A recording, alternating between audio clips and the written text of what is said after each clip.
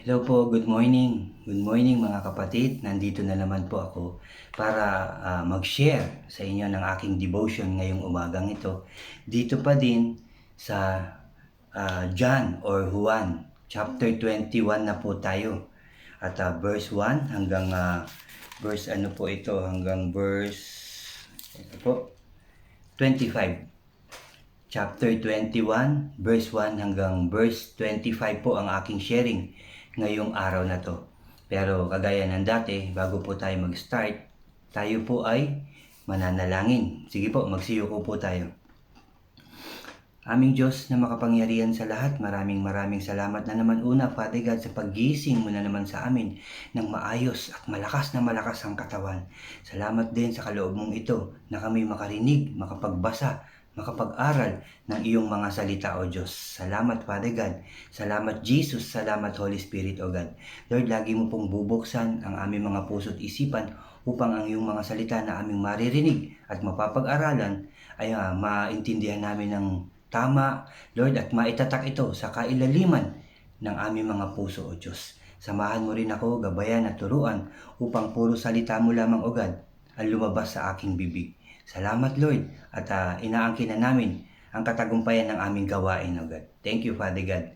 Thank you, Jesus. Thank you, Holy Spirit. Muli, Lord, pinupuri ka namin, pinasasalamatan, sinasamba at dinadakila, O Diyos, sa tanging pangalan ng aming Panginoon sa Kristo. Lahat tayo ay magsabi ng Amen and Amen. At ito po ang aking channel.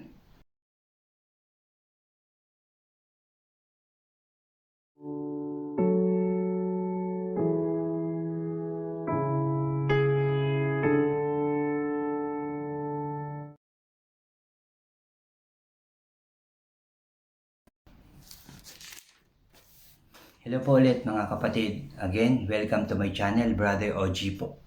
Doon po sa mga bago po sa aking channel, huwag niyo pong kalimutan na mag-subscribe po kayo, paki-like niyo po ito at mag-comment po kayo and share niyo rin po ito sana. At yung notification bell, paki-click din po para updated po kayo sa mga iba ko pang i-upload. Ano po. Salamat po.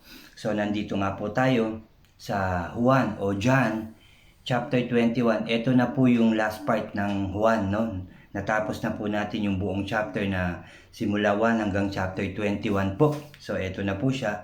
Ito po, ang chapter na to ay hanggang verse 25. So, tayo po ay mag-umpisa na. May pamagat po ito, ang ikatlong pagpapakita ni Jesus. Pagkatapos nito, muli nga nagpakita si Jesus sa mga alagad sa tabi ng lawa ng Tiberias. Ganito ang nangyari. Magkakasama sina Simon, Pedro, Tomas na tinawag na kambal, Nathaniel, at ito ay si Nathaniel na taga Cana sa Galilea, ang mga anak ni Zebedeo at dalawa pang alagad. Sinabi sa kanila ni Simon, Pedro, mangisda o mangingisda ako, sabi ni Simon Pedro sa kanyang mga kasamahan, no? Sama kami, sabi nila. Umalis nga sila at sumakay sa isang bangka. Magdamaga silang nangisda, subalit wala silang nahuli. Nang mag-uumaga na, tumayo si Jesus sa pangpang. Anak, mayroon ba kayong huli? Sabi. Wala po, sagot nila. Sabi niya, ihulog niyo uli ang lambat sa gawing kanan ng bangka at makakahuli kayo, sabi ni Jesus. Hinulog nga nila ang lambat at nang hilahin nila, ito ay hindi nila makaya sa dami ng huli. Sinabi kay Pedro ng alagad na minamahal ni Jesus, ang Panginoon iyon, sabi nila, no? Nang marinig ito ni Tomas Pedro, o nang marinig ito ni Simon Pedro, nagsuot siya ng damit dahil nakahubad siya noon at saka lumusong sa tubig. Dumaong sa pangpang ang kasama niyang mga alagad, ano? Sakay ng bangka na hila-hila ang lambat na puno ng isda. Hindi sila gaano malayo sa pangpang. Mga 70 metro lamang ang layo nila, no, sa pangpang. Pagkaahon nila sa pangpang, na nakakita sila roon ng isda nga inihaw sa baga at ilang tinapay. So may isda sa pangpang, may nakita silang isda na inihaw at ilang tinapay. Magdala kayo rito ng ilang isdang nahuli ninyo, sabi ni Jesus. Kaya't sumampas sa bangka si Simon Pedro at hinila sa pangpang ang lambat na puno ng malalaking isda. 153 ang lahat ng nahuli nila. Hindi nasira ang lambat kahit gaano karami ang mga isda. Halika kayo at mag-almusal tayo, sabi ni Jesus. Isa man sa mga alagad ay hindi nangahas magtanong sa kanya kung sino siya, sapagkat alam na nila na siya ang Panginoon. Lumapit si Jesus, kinuha ang tinapay at ibinigay sa kanila.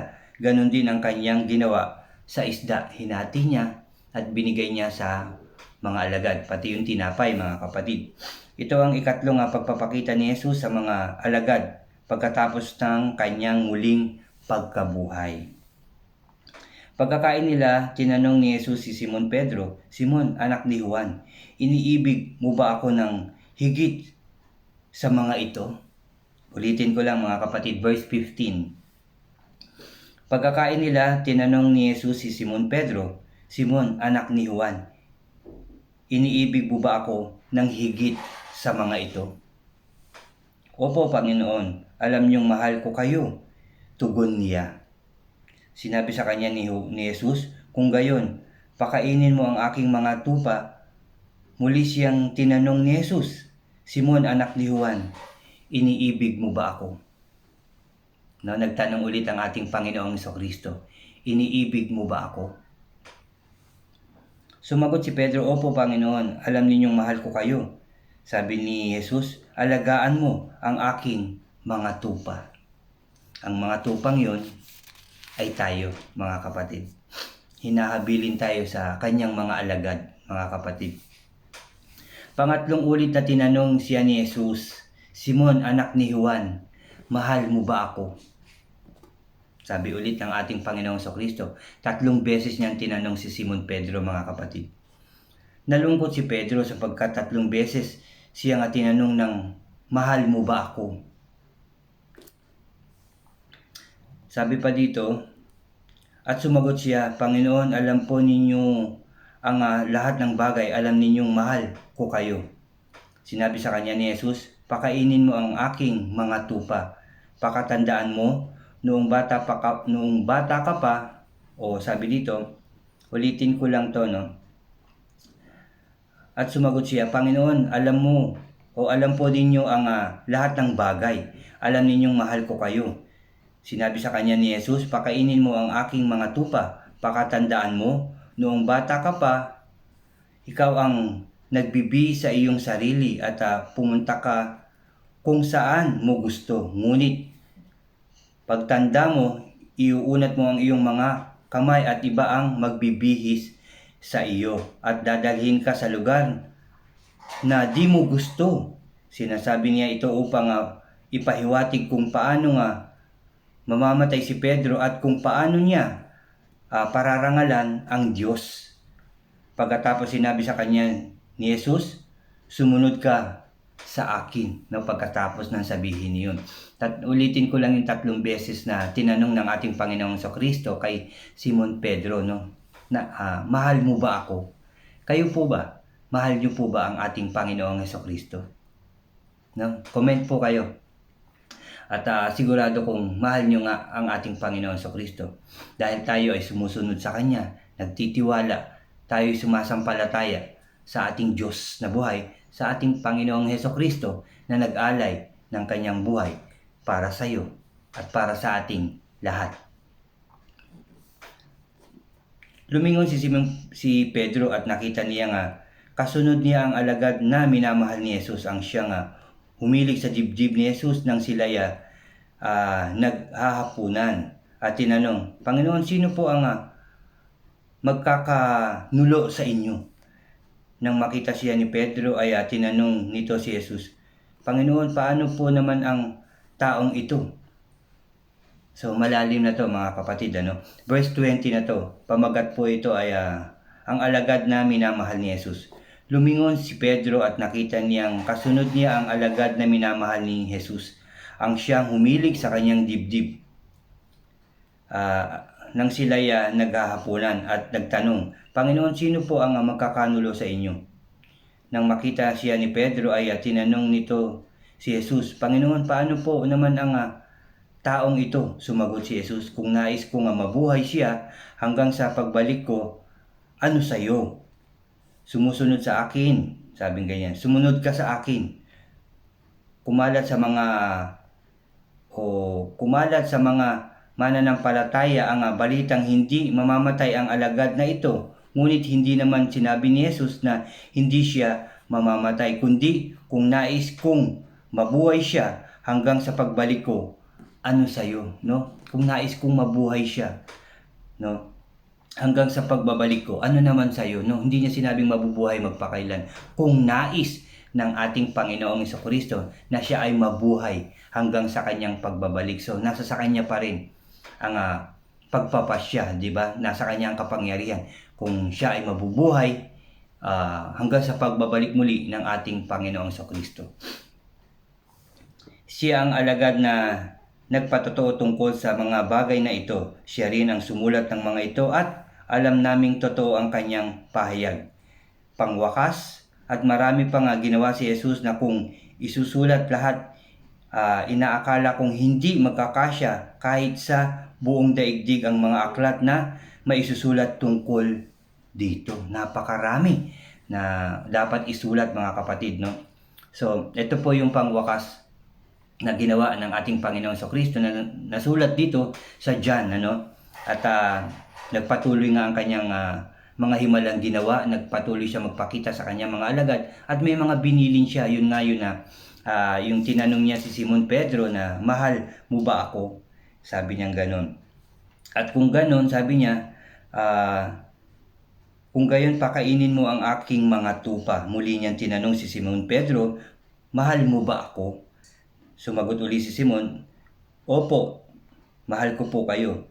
Tapos sabi naman ng ating Panginoong Jesucristo, alagaan mo ang aking mga tupa. Tayo po yun na hinahabili ng ating Panginoong Jesucristo sa mga alagad niya, sa mga naglilingkod sa Kanya, no? Alagaan ang lahat ng tupa. Pakainin, no? Yun po ang bilin ng ating Panginoong Jesucristo. Kaya nararapat lang na tayo ihayag natin ang salita ng ating Diyos, ng ating Panginoong Jesucristo, upang ang ating kaluluwa ay mabusog sa kanyang mga salita, upang ang ating mga puso ay mabuhay ng walang hanggan sa pamamagitan ng kapangyarihan, ng pagmamahal natin sa Panginoong Jesucristo, sa pagtitiwala, sa pananampalataya natin sa ating Panginoong Jesucristo. Yun po yung pagpapakain sa bawat kanyang mga tupa, no? Yung kaluluwa natin mabusog sa salita ng ating Diyos, mabusog sa kapangyarihan ng ating Diyos. Yun po ang ibig sabihin na pakainin mo ang aking mga tupa at alagaan mo ang aking mga tupa.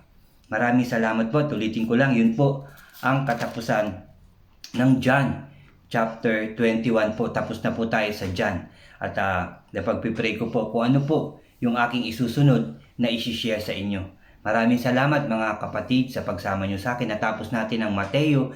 Ngayon naman ay natapos natin ang John o ang Juan. Sa susunod, hindi ko po alam kung ano po yung next na aking isi-share sa inyo. So mga kapatid, tayo po ulit ay mananalangin at magpapasalamat sa ating Diyos dahil natapos na natin yung the Gospel according to John. Salamat po. Tayo po ay magsiyoko mga kapatid. Aming Diyos na makapangyarihan sa lahat, maraming salamat po sa iyong mga salita na aming narinig, O God. Salamat po dahil Ikaw, Lord, ang may kaloob nito upang kami mag-aral, makinig, magbasa ng iyong mga salita, O Diyos. Salamat, Lord, dahil natapos na naman ng maayos ang aming gawain. Nagtagumpay po kami. Salamat, Father God. Salamat, Jesus. Salamat, Holy Spirit. Lord, nawa nga hindi lang kami, hindi lang ako, hindi lang mga pastors and bishops and leader ang mag-share, maghayag ng iyong mga salita, kundi ang lahat ng tao. Kahit Lord, sa simpleng paraan lamang, kahit sa pamilya lamang, O God, and then sa mga kaibigan, O God, bigyan mo kami, Lord, ng lakas ng loob at talino sipag upang magpatuloy kami maghayag ng iyong mga makapangyarihan salita, O Diyos. Salamat, Father God, dahil ang iyong mga salita ay tumatatak sa kailaliman ng aming mga puso, O Diyos. At kagaya ng iyong tanong kay Simon Pedro, kung mahal ka namin, Lord, ang sagot po namin ay oo. Opo, aming Panginoon sa Kristo, minamahal ka po namin. Kami lahat ng taong iyong ginawa, kami nagmamahal ng lubusan sa iyo, O Diyos.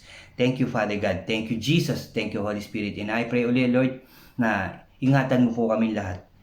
10 ng aming mga presidente sa bawat bansa, kanilang mga mahal sa buhay, mga kapatid, sa mga kasamahan sa pamahalaan.